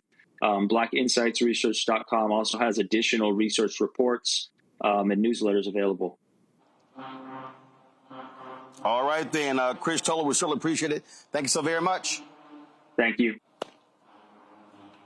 All right, folks, going to a break. We come back more on Roland Martin Unfiltered on the Black Star Network, live from Alabama State University. Folks, be sure to support the work that we do here. Of course, we know the stories that we cover aren't being talked about a lot of other places. How we go in depth with a lot of these stories are not being focused on other places as well. And so you can support us by joining our Bring the Funk fan club. Our goal is to get 20,000 of our fans contributing on average $50 each for the year. It's $4.19 a month, 13 cents a day. Now, here's the deal. We continue to have significant issues with Cash App. I don't know what the hell is going on with Cash App, but there's a lot of problems. So the way you can support us right now is PayPal, R Martin Unfiltered. Venmo is RM Unfiltered. Zelle, Roland at RolandSMartin.com, Roland at RolandMartinUnfiltered.com. Send your check and money order to P.O. Box 57196, Washington, D.C., 20037-0196. And we'll be right back.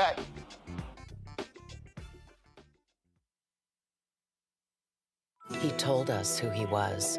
Should abortion be punished? There has to be some form of punishment. Then he showed us. For 54 years, they were trying to get Roe v. Wade terminated, and I did it, and I'm proud to have done it.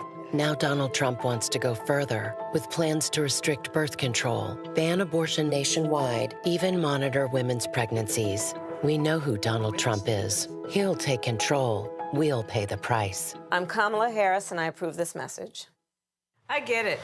The cost of rent, groceries, and utilities is too high. So here's what we're going to do about it. We will lower housing costs by building more homes and crack down on landlords who are charging too much. We will lower your food and grocery bills by going after price gougers who are keeping the cost of everyday goods too high. I'm Kamala Harris, and I approve this message because you work hard for your paycheck. You should get to keep more of it. As president, I'll make that my top priority. In 2016, Donald Trump said he would choose only the best people to work in his White House. Now those people have a warning for America. Trump is not fit to be president again. Here's his vice president. Anyone who puts himself over the Constitution should never be president of the United States. It should come as no surprise that I will not be endorsing Donald Trump this year. His defense secretary. Do you think Trump can be trusted with the nation's secrets ever again? No. I mean, it's just irresponsible action that places our service members at risk, places our nation's security at risk. His national security advisor. Donald Trump will cause a lot of damage. The only thing he cares about is Donald Trump. And the nation's highest-ranking military officer. We don't take an oath to a king or a queen or to a tyrant or a dictator. And we don't take an oath to a wannabe dictator. Take it from the people who knew him best. Donald Trump is a danger to our troops and our democracy. We can't let him lead our country again. I'm Kamala Harris, and I approve this message. Bob and I both voted for Donald Trump. I voted for him twice. I won't vote for him again. January 6th was a wake-up call for me. Donald Trump divides people. We've already seen what he has to bring. He didn't do anything to help us. Kamala Harris, she cares about the American people. I think she's got the wherewithal to make a difference. I've never voted for a Democrat. Yes, we're both lifelong Republicans. The choice is very simple. I'm voting for Kamala. I am voting for Kamala Harris. IVF is a miracle for us because it allowed us to have our family. After having my daughter, I wanted more children, but my embryo transfer was canceled 8 days before the procedure. Donald Trump overturning Roe v. Wade stopped us from growing the family that we wanted. I don't want politicians telling me how or when I can have a baby. We need a president that will protect our rights, and that's Kamala Harris. I'm Kamala Harris, and I approve this message. Kamala Harris has never backed down from a challenge. She put cartel members and drug traffickers behind bars, and she will secure our border. Here's her plan. Hire thousands more border agents, enforce the law and step up technology, and stop fentanyl smuggling and human trafficking. We need a leader with a real plan to fix the border, and that's Kamala Harris. I'm Kamala Harris, and I approve this message. The overturning of Roe almost killed me.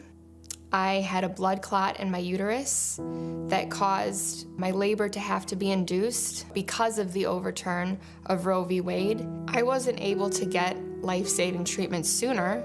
I almost died. And that's because of the decision that Donald Trump made.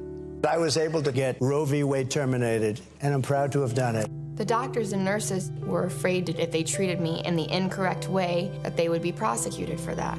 And that's appalling. Donald Trump says that women should be punished.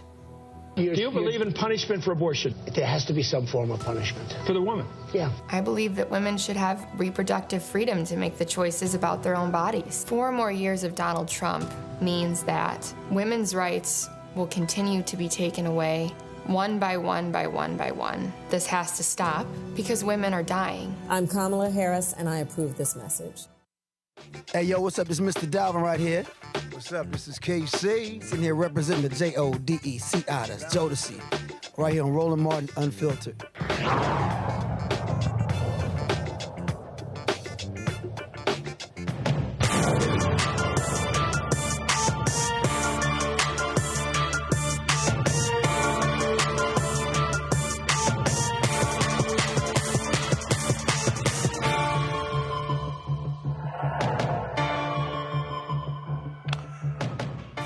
We've talked a lot on this show about Project 2025 and its implications for African Americans. Well, the folks at the Philadelphia Tribune, one of the oldest black newspapers in the country, dropped this front page article, and it caught my eye.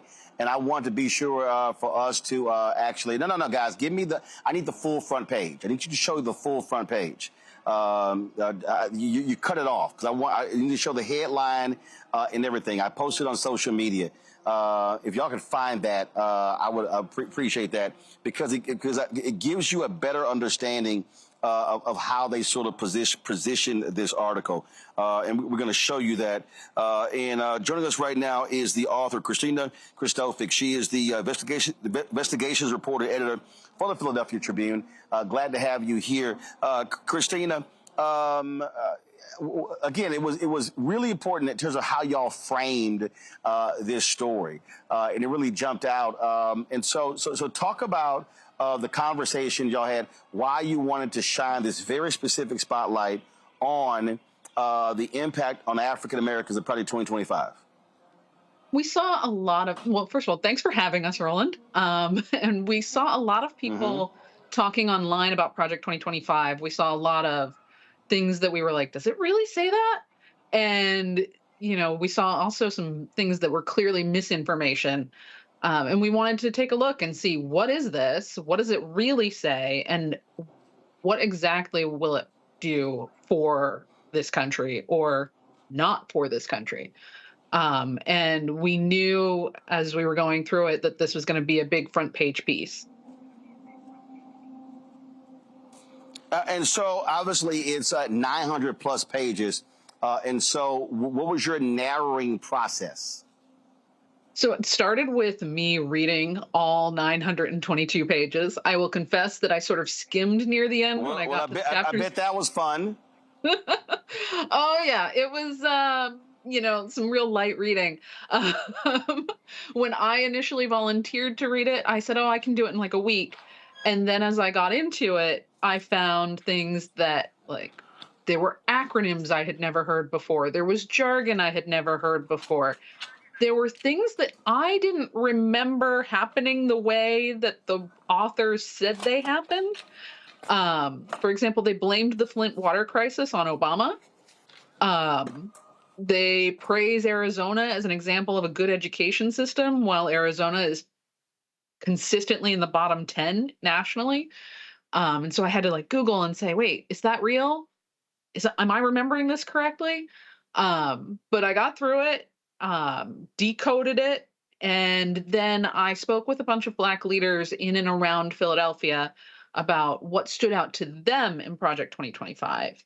And I gathered all their thoughts and all my thoughts and sat down with my editors, and we agreed to our list of top 10 things that we thought would have the most disparate impact on Black Americans. And obviously, we talked about this here. One of the big ones really is the anti-racism focus of Project 2025. Yeah, they refer to it as, they say they are not trying to eliminate civil rights. They are not trying to eliminate diversity, equity, and inclusion. They say they are trying to protect the civil rights of all Americans. Sort of all lives matter goes to Washington, if you will. But what that deals with, though, is it has real implications in terms of ending programs and shifting resources to fight this anti-white racism. They want to eliminate every staff position in the federal government related to diversity, equity, and inclusion. They want to eliminate every committee, every department, anything within the federal government related to diversity, equity, inclusion, race, gender, reproductive rights. They want it gone. They want to completely rewrite all federal laws, regulations, contracts, everything to remove all references to race, gender, reproductive health, reproductive rights, sexual orientation, et cetera, et cetera. The list goes on. They want to completely remove all references from everything. And then they want to use the Department of Justice. Which means it is very difficult from a data standpoint to understand racial inequities when it comes to health, when it comes to economics, in so many different areas. And so it's sort of like, oh, no, let's just get rid of all of that. And you have no way to track it. You have no way to study it. And so all of a sudden, their whole deal is, oh, no, everybody's the same. Don't discuss those things. Right. They want to rewrite Title VII and have the EEOC prohibit public and private workplaces from collecting any data on the race and racial classifications of the employees. They want to use the Department of Justice to enforce all of this. They also want to eliminate the Census Bureau's National Advisory Committee on Racial, Ethnic, and Other Populations. This is a committee that works to try to find cost-effective ways to get people of color to participate in the census. And because traditionally Black and brown people have been undercounted, and they want to try to get people to be counted so that they can be represented properly and funded properly. No, they want that committee gone. And again, so everybody understands when we talk about the census, we talk about funding, we're talking billions of dollars that would not be going to African Americans and other minority communities. This is the full front page, not what we showed earlier. I want people to see the actual full front page so they can understand how y'all wanted the focus to really be on Project 2025. Questions from my audience. I guess I'll go ahead and start with Teresa Lundy. She's there in Philadelphia. Teresa, go ahead. Well, thank you so much for actually putting us on the front page. I was not only in awe of it, but was very interested and happy that this was the front page. There has been constant conversations happening in Philadelphia about Project 2025. So one of my questions for you is, what really incited you all to do this? Was it just the national approach, or were you hearing it from voices and clergy and community locally? It was that. It was the national angle. It was hearing it from people we knew on social media, people we knew, out drinking or at the coffee shop. Also, I wanted to argue with some of my friends about it. So it was a mix of factors. It felt like it was such an important part of the global conversation that we had to participate. Great. Gavin. Christina, thank you so much. You spent countless hours reading 900 or so pages of 900 plus pages of Project 2025, researching, trying to find answers to the questions that you had. But I think what's so dangerous about Project 2025 and part of the strategy behind it is that because it's so long, its authors know that most people will not do any of that. They're not going to read it, much less, try to research it or do any additional work to understand it. I think that's why it's so important, the work that you've done. And again, a testament to Black journalism, Black media. Roland, again, for you highlighting this issue so often on this show. I guess one question that I have for you, Christina, when I talk about Project 2025 to those around me, even people who might be voting for Kamala Harris, sometimes there's this skepticism that Donald Trump will actually try to or be able to execute or implement the policies that are in Project 2025. Are there strategies, I guess, as a journalist that you've sought to employ, to convince your readers to, I guess, really not underestimate, I guess, the implications of some of the things that you write about, in this case, Project 2025? So thanks for that question. One of the first things that we address in the article is, the Heritage Foundation produces this document. They call it Mandate for Leadership, and they produce it every presidential election cycle. And Republicans look to this thing every time they take office.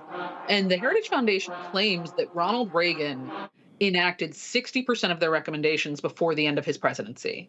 And they also claim that Donald Trump enacted 2/3 of their recommendations before the end of his first year in office. Wow.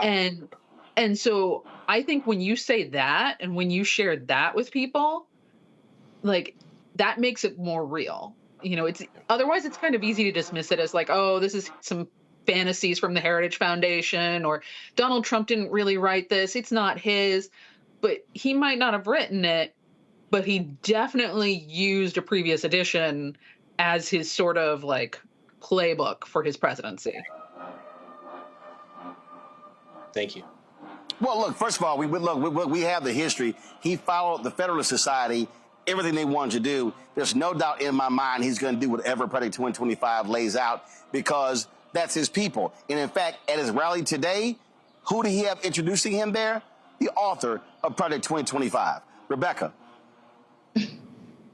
So my question for you is, so what's next? Are you all going to take, I guess, the research that you've done? Are you going to animate it? Are you going to put it into different forms? How do you really inject this into popular culture in digestible pieces for people to really understand what's going on?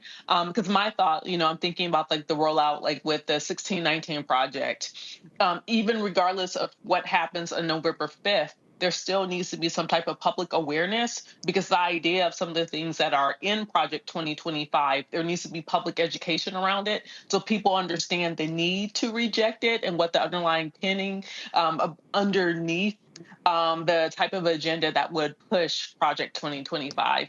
Do you all have plans to do something along those lines? We're currently working on some plans. This is part of it, appearing here on Roland Martin Unfiltered. Next week, I'm going to appear in a panel discussion with Omar Sabir from the Philadelphia City Commissioners and 2 college professors to talk about Project 2025 and how it could affect Black Americans. We're also working on some social campaigns around Project 2025 and our reporting. I can't go into too much detail about that because it's still cooking, but we're hoping to raise awareness everywhere we can. All right, then. Well, Christina, we surely appreciate it. Thanks a lot. Thank you. Have a great night. All right, folks, going to a break. We come back. We're going to talk about Georgia. A couple of decisions made by a judge there. Also, a big announcement from the Department of Justice. More white supremacists arrested. Those details next, right here on Roland Martin Unfiltered on the Black Star Network, broadcasting live from Alabama State University in Montgomery, Alabama, where it is homecoming week. He told us who he was. Should abortion be punished?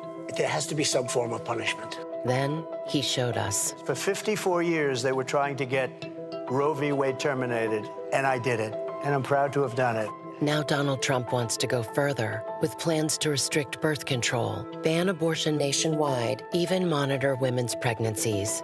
We know who Donald Trump is. He'll take control. We'll pay the price. I'm Kamala Harris, and I approve this message. I get it. The cost of rent, groceries, and utilities is too high. So here's what we're going to do about it. We will lower housing costs by building more homes and crack down on landlords who are charging too much. We will lower your food and grocery bills by going after price gougers who are keeping the cost of everyday goods too high. I'm Kamala Harris, and I approve this message because you work hard for your paycheck. You should get to keep more of it. As president, I'll make that my top priority. In 2016, Donald Trump said he would choose only the best people to work in his White House. Now those people have a warning for America. Trump is not fit to be president again. Here's his vice president. Anyone who puts himself over the Constitution should never be president of the United States. It should come as no surprise that I will not be endorsing Donald Trump this year.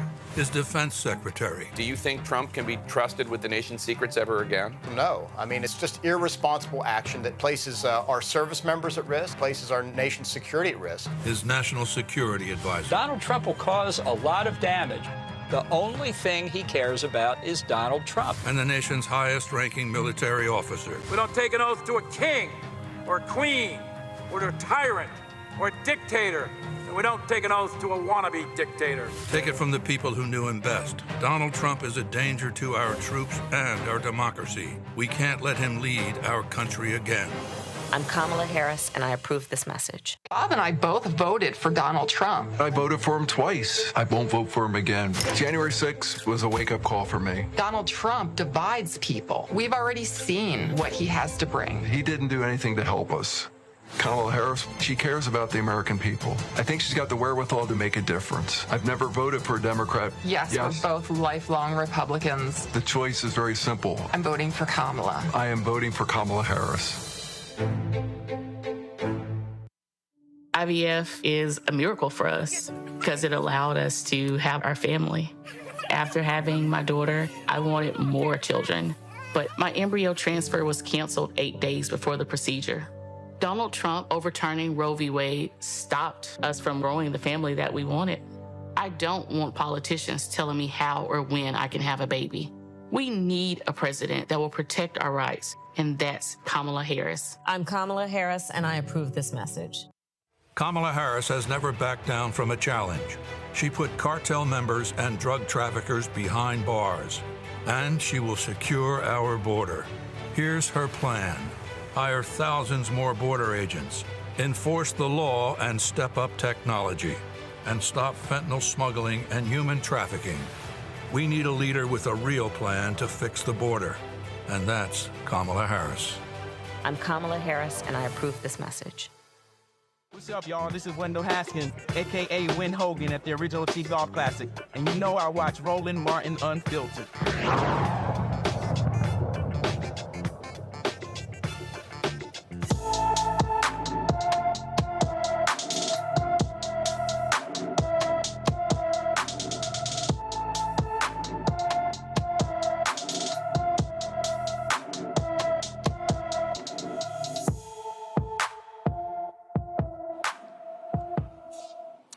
Kalani Abram walked away from her Memphis, Tennessee home on September 19th. The 15-year-old is 5 feet 10 inches tall, weighs 130 pounds, with black hair and brown eyes. Kalani was last seen wearing a long sleeve, a green long sleeve shirt, wide leg khaki joggers with black and McDonald's Crocs with yellow bottoms. She has long black and red braids. Anyone with information about Kalani Abrams should call the Memphis Police Department at 901-636-4479, 901-636-4479. Folks, in California, a federal grand jury has indicted 68 people, and they detail alleged crimes by a white supremacist street gang. Prosecutors say they maintain an alliance with the Mexican Mafia prisoner gang. According to the 76-count indictment, the Peckerwoods in the San Francisco Valley area are accused of a years-long pattern of racketeering, extensive drug trafficking, illegal firearms possession, as well as COVID-19 loan fraud. The indictment, unsealed Wednesday, details the seizures of dozens of pounds of fentanyl, heroin, meth, and several illegal firearms. The gang allegedly worked with other organized crime groups based out of California prisons. I keep talking about this, Rebecca. It matters when you talk about the Department of Justice. All these people who kept talking about, oh, the Asians got a hate crime bill. Oh, the Asians got a hate crime bill. What about our hate crime bill? There are hate crime bills that deal with African Americans because they all do. This is a perfect example of the DOJ using the laws to go after white supremacists.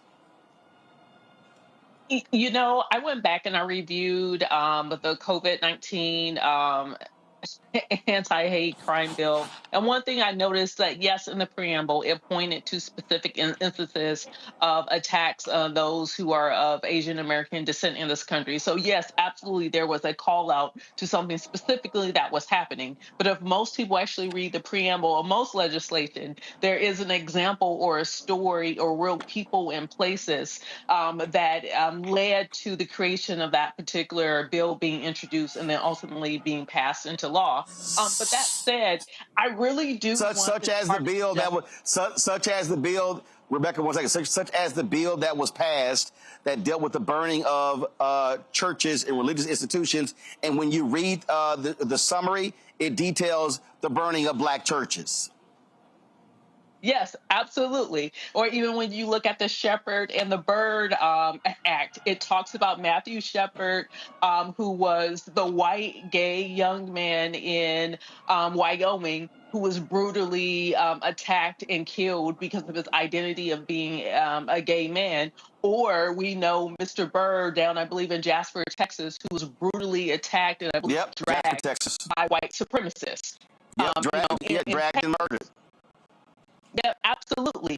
And so behind every piece of law, every piece of legislation that's passed, there is a story. There's real human data points behind it. And that's very common. That's a part of the practice of how legislation is passed in this country. And so just like we talked about last night, what's unfortunate with a low literacy in civic education, many people don't understand how the sausage is made, how legislation is passed. So they'll see, oh, well, there's specific people who are Asian American who are mentioned in this particular anti-hate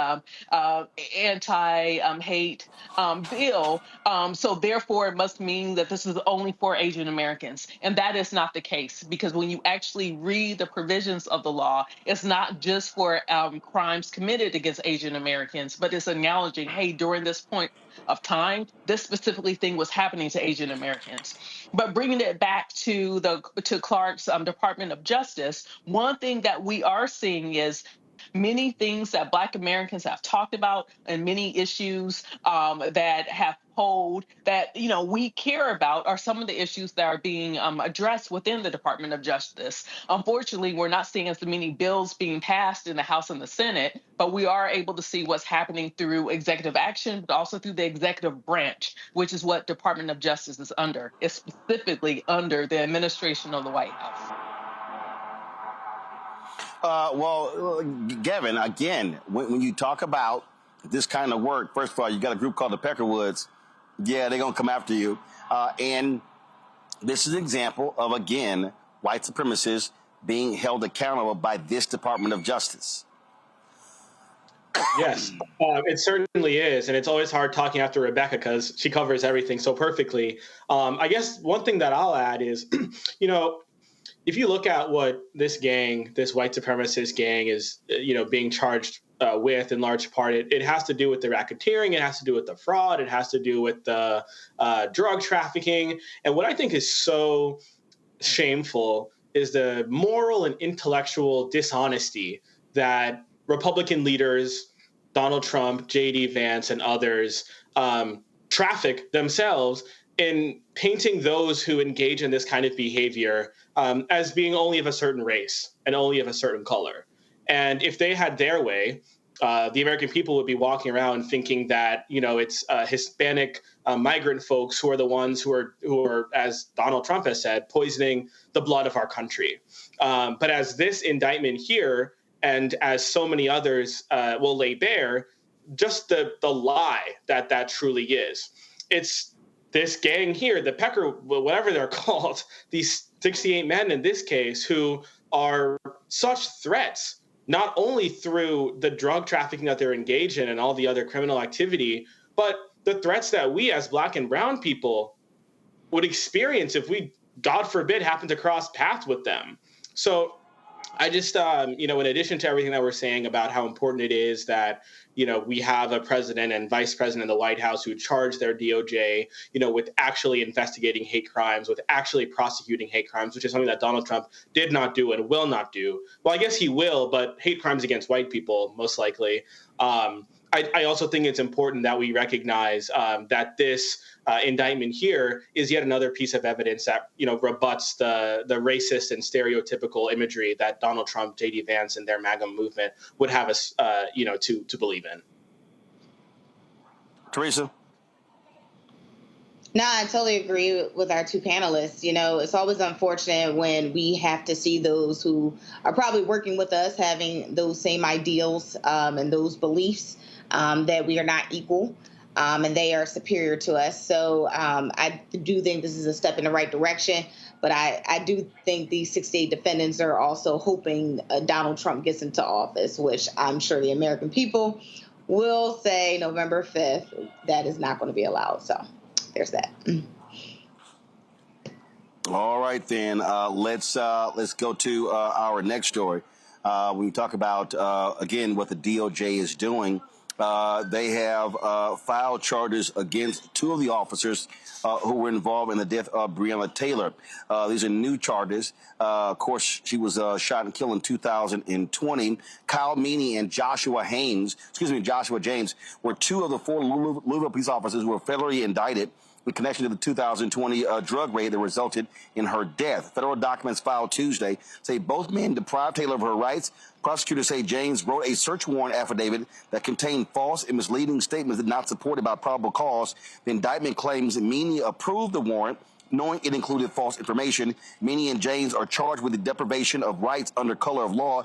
James is also facing additional charges of conspiracy and falsification of records, and Meany is charged with making false statements to federal investigators. This new indictment comes after a federal judge dismissed other serious charges for James and Meany in August. The judge ruled there was no direct link between the warrantless entry in Taylor's death. The judge actually blamed Taylor's boyfriend, Kenneth Walker, for her death. But this is the Department of Justice choosing to now seek new indictments against them on other charges. And so that is a huge development in the case where folks still want justice for Breonna Taylor. Folks, today, President Biden and Vice President Kamala Harris were in Georgia and South Carolina meeting with officials on the ground, of course, after those two states were ravaged by Hurricane Helene. We've seen massive damage in North Carolina, South Carolina, in Georgia, in Florida as well. More than 160 people have died. When Biden landed in Greer, South Carolina, he was met by South Carolina Governor Henry McMaster, Republican Senator Lindsey Graham, also North Carolina Governor Roy Cooper. Harris was in Augusta, Georgia, surveying the impacts of Helene and received an on-the-ground briefing about recovery efforts in the state. She provided this update from the ground. So I'm here in Augusta to first and foremost thank the federal, state, and local leaders. Mayor, I want to thank you for your leadership in particular on the ground. I am here to personally take a look at the devastation, which is extraordinary, and it is and particularly devastating in terms of the loss of life that this community has experienced, the loss of normalcy, and the loss of critical resources. And so I'm here today to thank all of those who are working to get folks the support and the relief that they so desperately need and so rightly deserve. And that includes the fact that still in this community, up to 60% of the residents here do not have power. Many have been without running water for at least a couple of days now. Many have water but no hot water. I was just talking with one of the members of the community and her daughter who lost her husband. And there is real pain and trauma that has resulted because of this hurricane and what has happened in terms of the aftermath of it. I do want to acknowledge and thank the first responders who have been extraordinary. Having met with them, they are the kind of folks that are the heroes in moments of crisis, who do extraordinary work that is about lifting up other people. As it relates in particular to the leaders who are here and doing that work, including the first responders, most of them, as it relates to the local folks, are folks who have personally, and their families have personally experienced loss and devastation, and yet they leave their home, leave their family to go to centers like where I was earlier to do the work of helping perfect strangers. And it Before leaving D.C., Biden ordered 1,000 active duty troops to immediately deployed to assist with response and recovery efforts. According to the Homeland Security, Alejandro Mayorkas, search and rescue teams have conducted nearly 1,500 structural evaluations and hundreds of rescue evaluations. More than 4,800 personnel from across the federal workforce have been deployed to help in recovery efforts, along with 8.8 million meals, more than 7.4 million liters of water, and 150 emergency power generators. More than $10 million has been provided directly to those affected by Hurricane Helene. So I think that pretty much shuts up, Rebecca, a lot of these lying right-wingers who keep saying that, oh, we keep sending money to Ukraine, but we have no money to help Americans. It's a lie. President Biden is called a lie. He's called Donald Trump a lie. And it goes to show you that while they're lying, the Republican governor of South Carolina, the Republican senator from South Carolina, they don't mind standing there welcoming the president because, again, they might complain in D.C. when natural disasters strike. They sure don't mind the federal government showing up.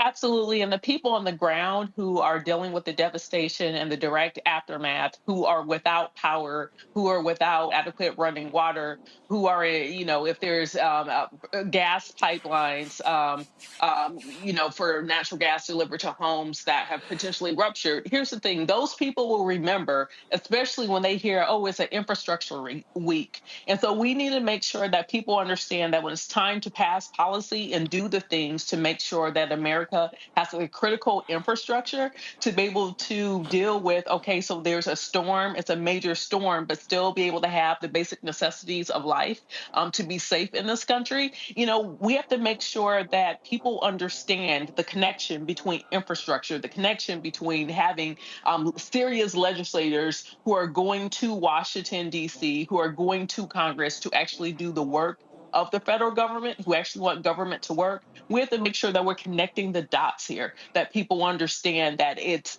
that the idea of not wanting government to fully function is a failed idea, especially because we have climate change, and climate change is real, and this country is woefully underprepared to deal with the impact of climate change. And here's the thing, Gavin. Again, you always love these folks who complain and complain and complain. Then you have these Republicans in Congress who vote against FEMA, or vote against emergency relief, all until it impacts them in their state. That's right. Yep. No, that's absolutely right. And let me just say this. The clip we just saw of Vice President Harris, that's what leadership looks like. And we've seen that time and time again with President Biden, with Vice President Harris. Another example that comes to mind for me was the bridge collapse in Baltimore, and how the president and vice president mobilized the resources of the federal government to work in collaboration, in close collaboration with state and local leaders on the ground to respond. And Rebecca, so correct in pointing out the connections between infrastructure and natural disasters. And I want to foot stomp what she said about climate change. It's understanding people recognize that as climate change intensifies, these extreme weather events are going to happen at an increasing frequency. Not too long ago, Donald Trump was in Pennsylvania talking about California, saying how blackouts and brownouts are happening like every day because of Kamala Harris and Gavin Newsom, who he called Gavin New Scum. And on that point, too, I would just have him and all of his supporters recognize that blackouts and extreme weather events, these things are happening, again, at an increased frequency because of climate change. And Donald Trump is the one who's called climate change a hoax. Meanwhile, Vice President Harris and, of course, President Biden have actually taken action, Roland, to your point, in passing bills that Republicans take the Inflation Reduction Act that every single Republican in the House voted against. We might remember President Biden saying, I'll see you at the groundbreaking for that and so many other pieces of legislation like the bipartisan infrastructure law. Those are the bills that are helping to future-proof and weather-proof our country so that we don't just have to keep responding to these events, but we can actually get ahead of them, prevent them from happening, and also create jobs and grow our economy along the way. So I really do hope, and I aspire that one day we can have a government in which things like fighting the climate crisis and upgrading our infrastructure are truly, truly bipartisan, that leaders on both sides of the aisle can come together, agree on this legislation. But until then, I hope everyone recognizes that of the two choices for president, it's clear that Vice President Harris is going to be, a leader who will continue to demonstrate leadership and work to get ahead of these events. Well, Teresa, let me also remind folks, when Trump was there, he withheld funding for North Carolina for 2 weeks. And when you had natural disasters, he played politics. He wanted folks to kiss his behind. In fact, Governor Roy Cooper said that North Carolina only got 1% of the amount of money they were requesting when it came to disaster relief. I think about Houston when the hurricane hit there, and then you had the same thing. Governor Greg Abbott, Republican, did not send any resources to Harris County because he wanted to penalize Harris County because it was a blue county. That's how Republicans operate in natural disasters. They play politics and they play games, whereas Biden-Harris understands they are president and vice president for all Americans, regardless of your party. And that's what people have to remember when they're going to the polls, is when the time of disaster and destruction has taken place in our neighborhoods, our communities, and affected our families, who came to the rescue. And, it's always interesting when I'm also having these conversations with friends and colleagues about the difference between the president Donald Trump and the administration of Biden-Harris and what was done. And it's interesting how people forget about these natural disasters that actually, not only it took so long to rebuild, but like you said, the funding was not there. It wasn't there when they needed it. It was too many loops. It was too many calls. It was just too much non-government working on the behalf of the people. And so these type of things, unfortunately, it is happening again, and it's happening during election cycle, but we are still seeing Kamala Harris stand up and be our vice president and still do her job and take a break from being our, presidential candidate for the United States.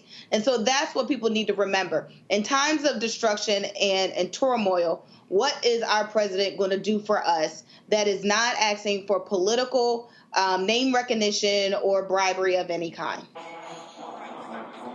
All right, then, Teresa, Gavin, and Rebecca, I appreciate y'all being on today's show. Thank you so very much. Folks, tomorrow I will be speaking here on the campus of Alabama State University, talking about voting with students here. So look forward to having that conversation. We'll be live streaming that conversation as well tomorrow. Don't forget, then, of course, I'll be flying back. My man, Dr. Greg Carb, is sitting in for me as I head back to the nation's capital. Don't forget to support the work that we do here at the Black Star Network. Your support is critical.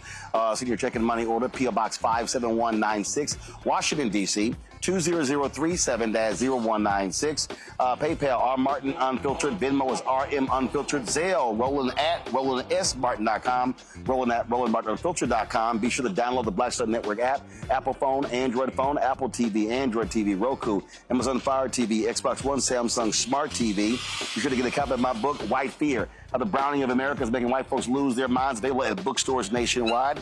Download the audio version on Audible.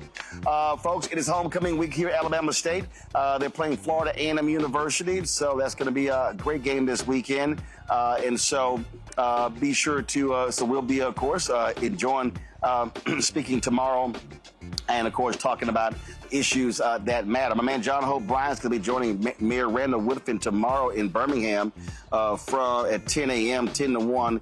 And then he's actually going to be in Montgomery tomorrow evening with Mayor Stephen Reed for his book of financial literacy. So y'all be sure to check that out as well. Folks, that's it. I will see y'all tomorrow right here on the Black Star Network.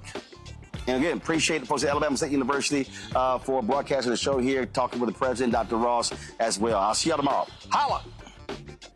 Black Star Network is here. Oh, no punch! I'm real revolutionary right now.